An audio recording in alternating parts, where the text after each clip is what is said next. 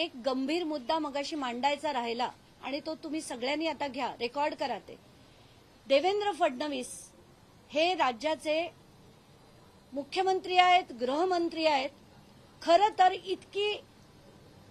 अशी घटना जी इतकी निर्दयी होती, अशी घटना घडल्यावर खरं तर पहिलं त्यांनी हेलिकॉप्टर पाठवून त्या कुटुंबाला बोलवून घ्यायला हवं होतं किंवा स्वतः तिथे जायला हवं होतं.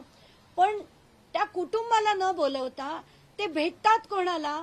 धनंजय मुंडेला बोलवून घेतात.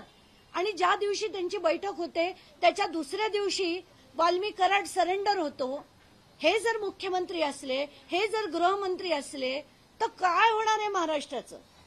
काय होणार आहे? आणि त्याच्यात तुम्ही म्हणता की आज त्या कुटुंबासाठी काही विचार केला गेला पाहिजे, त्यांचा उदरनिर्वाह कसा होईल याचा विचार केला गेला पाहिजे, त्यांच्या मुलांची शिक्षणं बाकी आहेत त्याचा विचार केला गेला पाहिजे.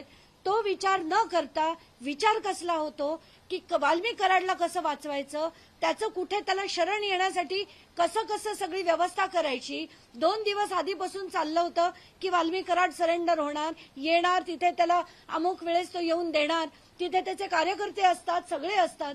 काय तमाशे चाललेत हे? काय तमाशे चाललेत? चौकशा ज्या केल्या जातात त्या इतक्या बेकार केल्या जात आहेत. मला असं वाटतं आता शुद्धीवर या आणि खरंच प्रत्येक प्रकरणाची जोपर्यंत चौकशी होणार नाही आणि प्रत्येक त्या कुटुंबाला सुद्धा जे उदरनिर्वाहाचं एक साधन देणं हे मुख्यमंत्र्यांचं कर्तव्य आहे, ते त्यांनी करावं एवढं ठणकावून त्यांना सांगायचं.